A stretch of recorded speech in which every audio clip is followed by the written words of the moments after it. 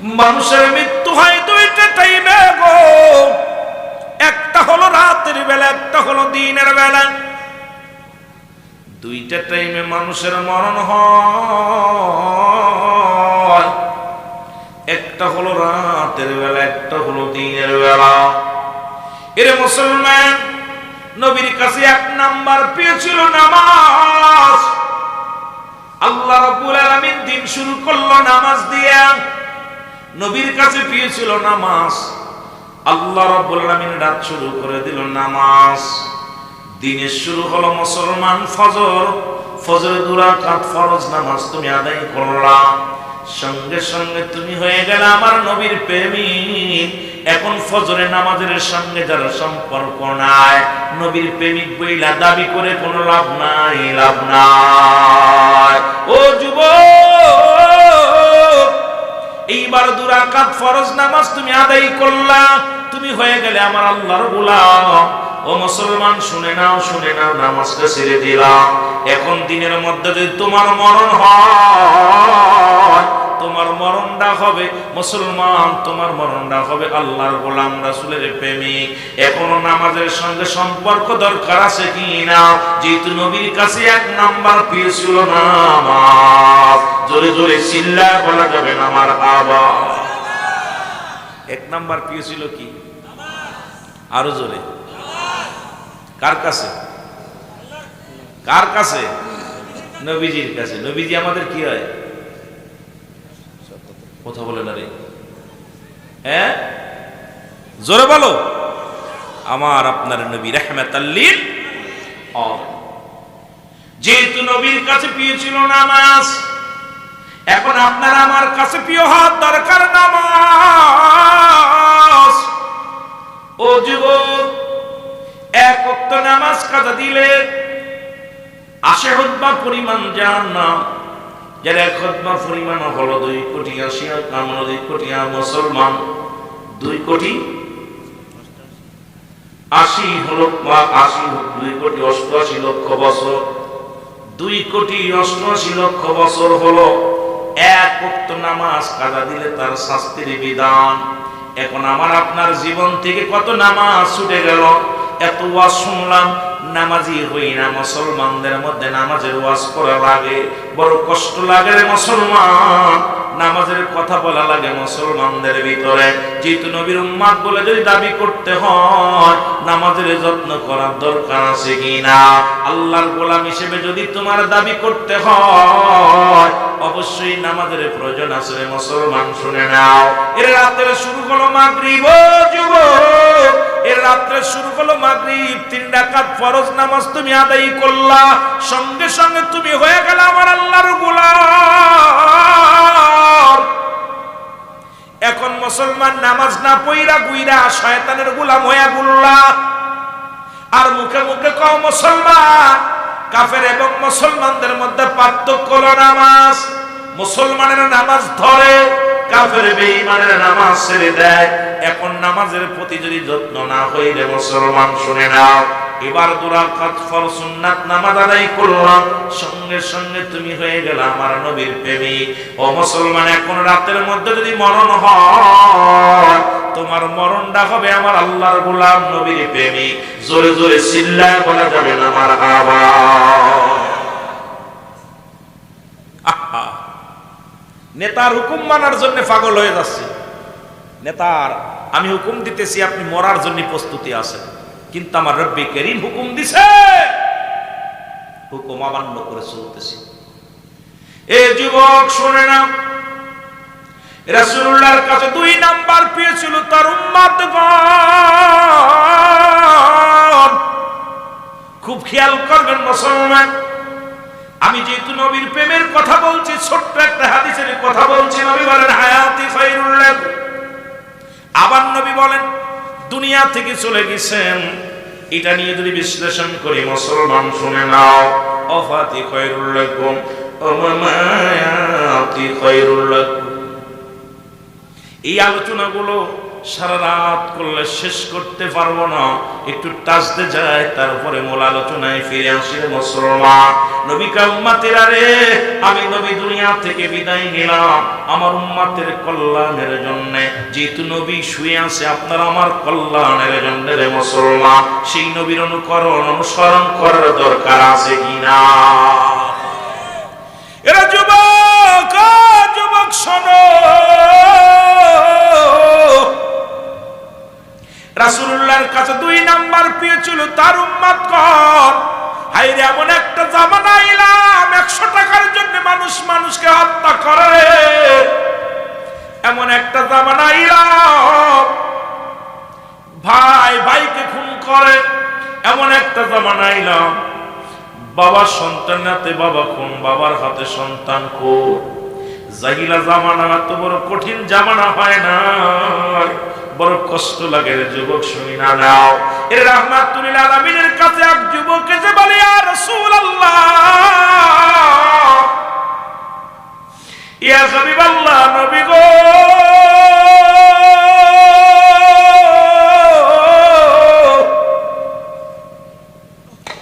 আমারে কি আমার আল্লাহ মাফ করে দিব?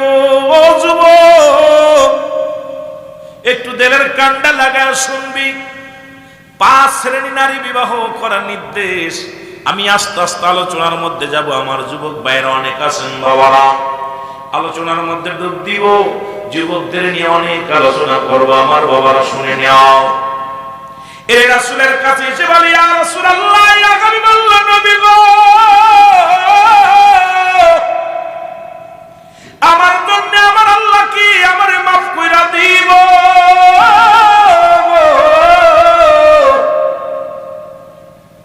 আল্লাহ নবী বলে, যুবক রে, তওবা কর, তওবা কর, তওবা করলে আমার আল্লাহ তোর গুনাহ মাফ করে দিব। মারহাবা, আরো জোরে বলে, আর একটু জোরে। কারণ নবীদের দরজা বন্ধ, তওবার দরজা খোলা। এর মুসলমান শুনে নাও, নবীদের দরজা বন্ধ হয়ে গেছে, তওবার দরজা খোলা। যখনই সুযোগ পাবেন তওবা করবেন মুসলমান, কারণ একটা নিঃশ্বাস ছাড়ছেন আবার আরেকটা ছাড়বেন, এমন কোনো সুযোগ হয়তো না হতে পারে রে বাবা। এই জন্য বেশি বেশি করে তওবা করব, জোরে জোরে চিল্লায় বলা যাবে না মারহাবা। এ দুনিয়ার মুসলমান,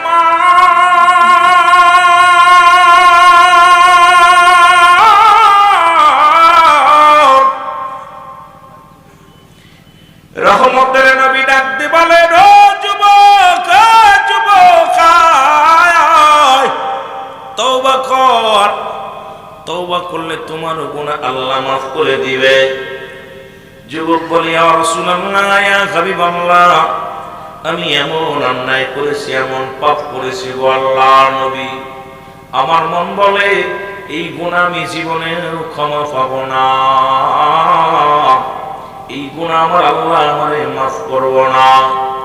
আল্লাহ নবী ডাকতে বলে, যুবক রে, তওবা কর, তওবা কর, তওবা করলে আমার আল্লাহ গুনাহ মাফ করে দিবে। আল্লাহ নবী ডাকতে বলে, যুবক রে, কি এমন অপরাধ করছি বলো, তুমি কি এমন অপরাধ করছো? যুবক ডাকতে বলে, নবী গো,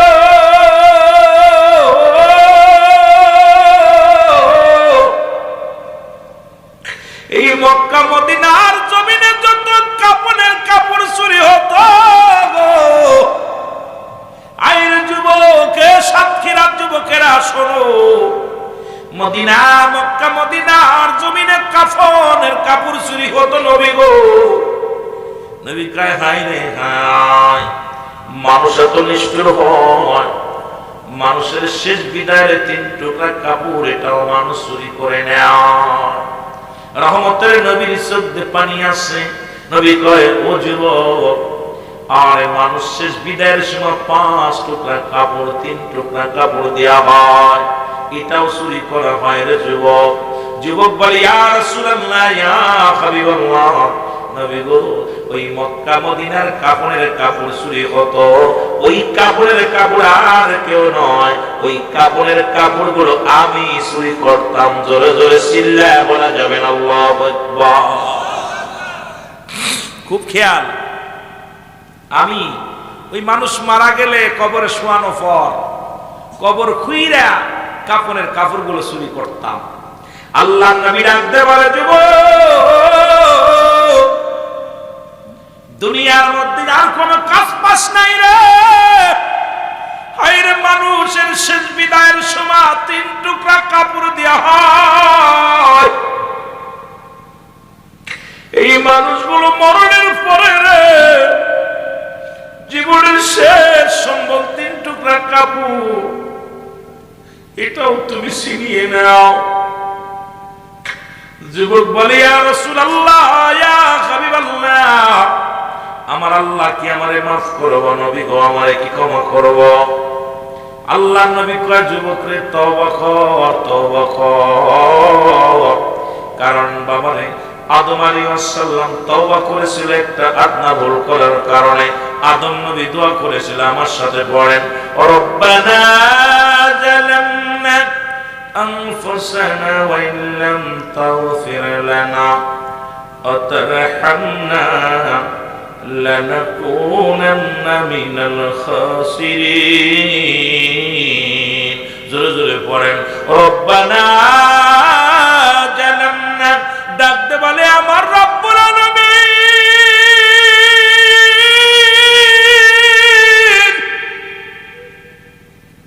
এরে আমি আদম জালিমদের অন্তর্ভুক্ত হয়ে গেছি রে, আমারে তুমি ক্ষমা করে দাও আল্লাহ।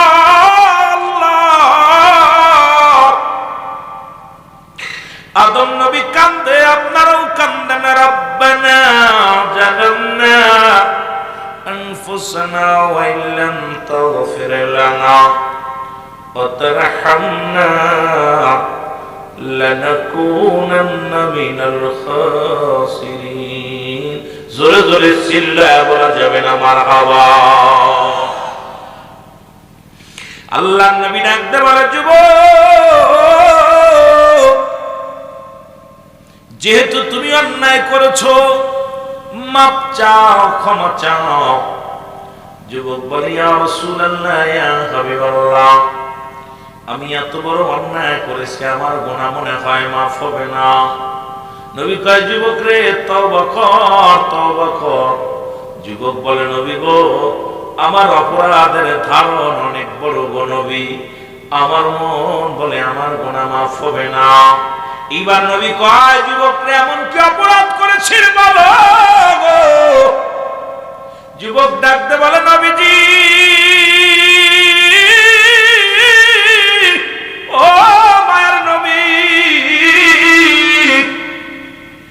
মক্কা মদিনায় অনেক দিন হলো মানুষ মারা যায় না, অনেক দিন হয়ে গেল এই জমিনের মধ্যে কোনো মানুষ ইন্তেকাল করে না। আমিও কাফনের কাপড় চুরি করতে পারি না। নবী গো, আমারও ব্যবসা ভালো যায় না। হঠাৎ শুনতে পাই মহল্লার মধ্যে এক ধনীর কন্যা মারা গেছে। ইয়া রাসূলুল্লাহ, ইয়া হাবিবাল্লাহ, আমি ছুটে যাই, ওই জানাজায় হাজির হয়ে গেলাম, কাফন দাফনে হাজির হইলাম। নবী গো, জানাজা পড়াইয়া যখন গোরস্থানে রাখবো লাশখানা, ও যুবক, ইয়া রাসূলুল্লাহ, আমি অপেক্ষাতে, কখন রাত হবে, কখন রাত ঘন হবে। মানুষ যখন নির্জনে ঘুমায় পড়বে, আমি ধীরে ধীরে গোরস্থানে যাব, লাশ কবরখানা উত্তোলন করব, ওই মাটি করে লাশ উত্তোলন করব, করিয়া তার গায়ের পোশাক গুলো খুলে নিব। ইয়া রাসূলুল্লাহ, ইয়া হাবিবাল্লাহ, নবী গো, যখন রাত হয়ে গেল, মানুষ যার যার ঘরে ঘুমায় গেল, আমি আস্তে আস্তে করে গোরস্থানে প্রবেশ করলাম। এরপরে গোরস্থানে ঢুইকা ওই কবরের মাটিগুলো করলাম, মাটিগুলো খুলিয়া নবী গো লাশ উত্তোলন করলাম, করিয়া গায়ের কাপনের কাপড়গুলো খুললাম। এই কাপড় খুলিয়া যখন কবর থেকে লাফ দিয়ে উঠতেছিলাম, নবী গো, কি জন্য আমার ভিতর থেকে ডাকতে বলে, যুবক, যুবক রে, সারা জীবন শুধু কাপনের কাপড় চুরি করলি, টাকা দেখ, টাকা দেখ, এত সুন্দরী নারী কবরের ভিতর আছে, আজকে অন্যায় কর, অন্যায় কর। পৃথিবীর কেউ তোরে বাধা দিব না, পৃথিবীর কেউ তোরে বারণ করব না, পৃথিবীর কোনো মানুষ জানবে না অন্যায় কর অন্যায় কর। সঙ্গে সঙ্গে ওই যুবতী মহিলার রূপ দেখে আমি পাগল হয়ে গেলাম।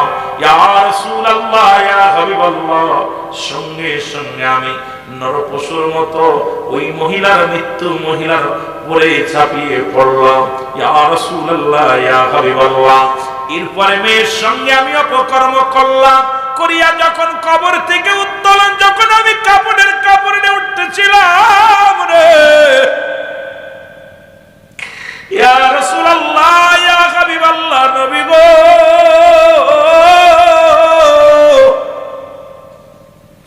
যখন আমি কবর থেকে উঠতেছিলাম, কে যেন ডাকতে বলে, ও যুবক, আজকে তুমি আমার সর্বনাশ করলা। পৃথিবীতে কোনো মানুষ আমার ক্ষতি করে নাই, আমি সতী নারী ছিলাম, আজকে আমি অসহায় নারী, আমার সাথে তুমি সর্বনাশ করলা। ওরে যুবক, তোমার মরা লাগবে, আমি আল্লাহর আদালতে মামলা দিয়ে দিলাম। আমার আল্লাহ রাব্বুল আলামিন যেন কোনদিন তোমারে ক্ষমা করে না। এ আমার মতো একদিন অসহায় হয়ে যাইবা, আমার মতো একদিন কবরে শুইবা, সেদিন যেন রব্বে কারীম তোমারে না ছাড়ে। ইয়া রাসূলুল্লাহ, ইয়া হাবিবাল্লাহ। এরপরে আমি বাড়ি গেলাম, বাড়ি গিয়ে গোসল করলাম, খানাকে ঘুমাইলাম। নবী গো, এরপরে আমি একটা রাত আমি ঘুমাইতে পারি না নবী গো।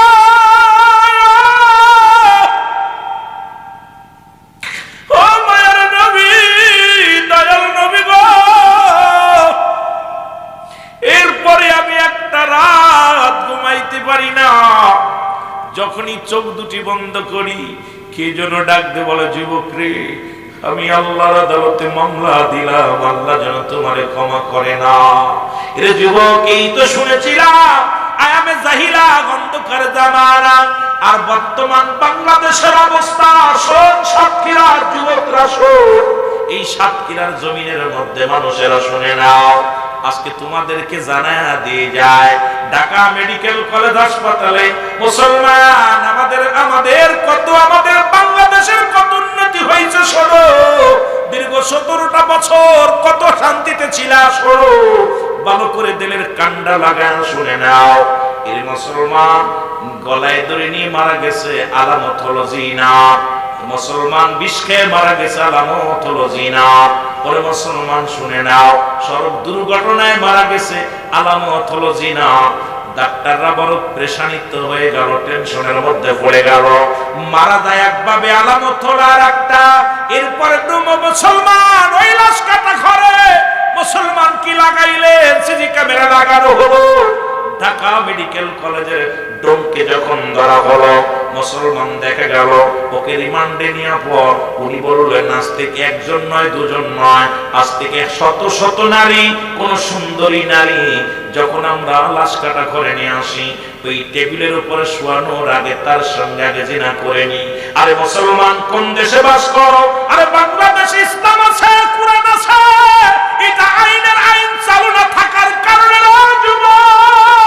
যেখানে ঢাকা মেডিকেল কলেজ হাসপাতালে জিনা হয়।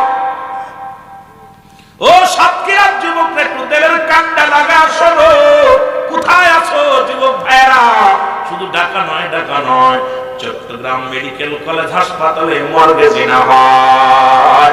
যখন রিমান্ডে নেওয়া হলো ডোমকে, তখন শিকার গেছে একজন নয়, দুজন নয়, শত শত নারীর সঙ্গে।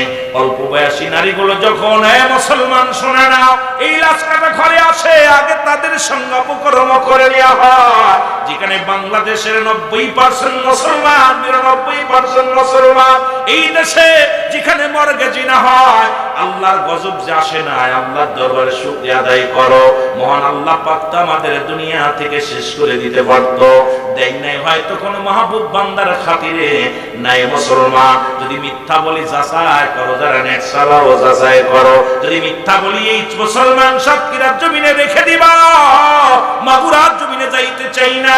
কোথায় রে যুবক, যেটা আমি যদি বাংলাদেশের অন্য রাষ্ট্র হতো মেনে নেওয়া যাইতো, বাংলাদেশ বাদে অন্য কোন রাষ্ট্র মুসলিম রাষ্ট্রে যদি হতো মেনে নেওয়া যেত, যেখানে বাংলাদেশের মধ্যে যদি এই কর্ম হয়, এই জন্য আমাদের জন্য আর সময় নাই, ঘুমায় থাকার সময় নাই।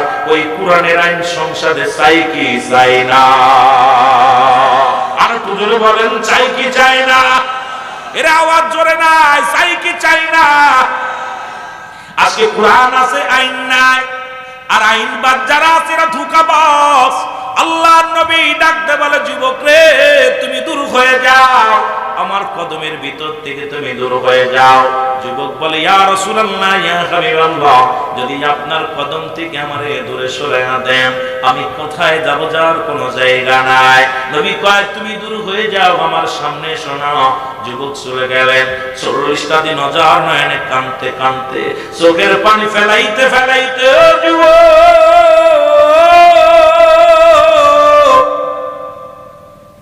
চোখের পানি ফেলাইতে ফেলাইতে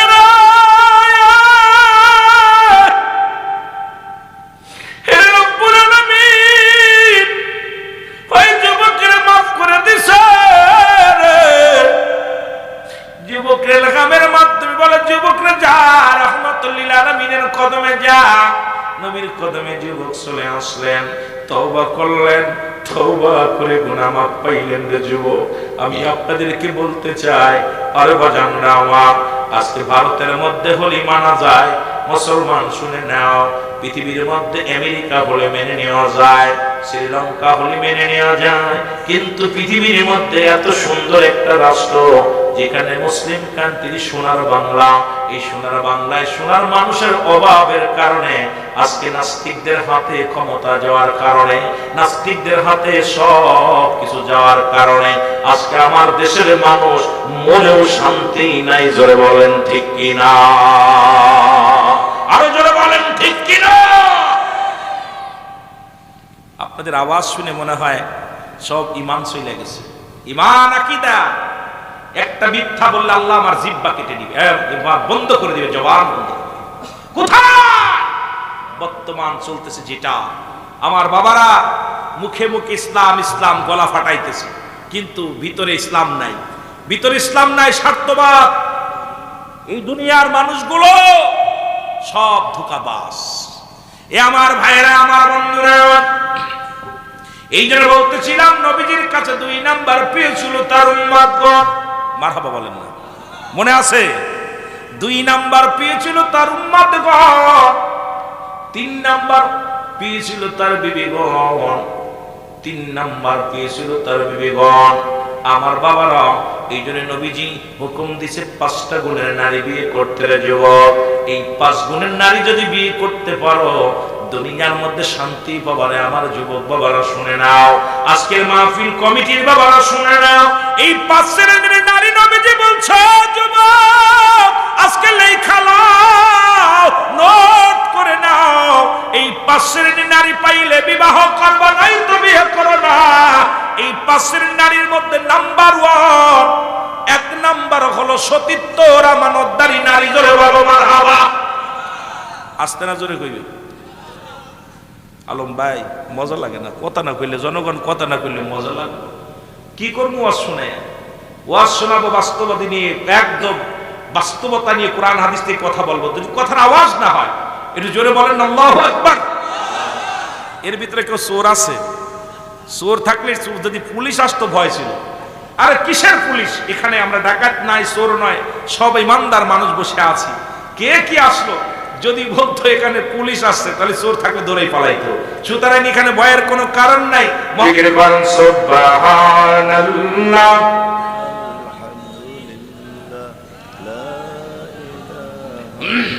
ভিতরে এসে বসেন বাবা। লা ইলাহা সুবহানাল্লাহ, আলহামদুলিল্লাহ, লা ইলাহা মহব্বতে, লা ইলাহা বাইজান মোগর মনের বেদনা, আয় হায় বুঝাইলে কেউ বোঝে না, আইরে শোনাইলে কেউ শোনে না, গো শোনেন সে মদিনা। পড়ি না সুবহানাল্লাহ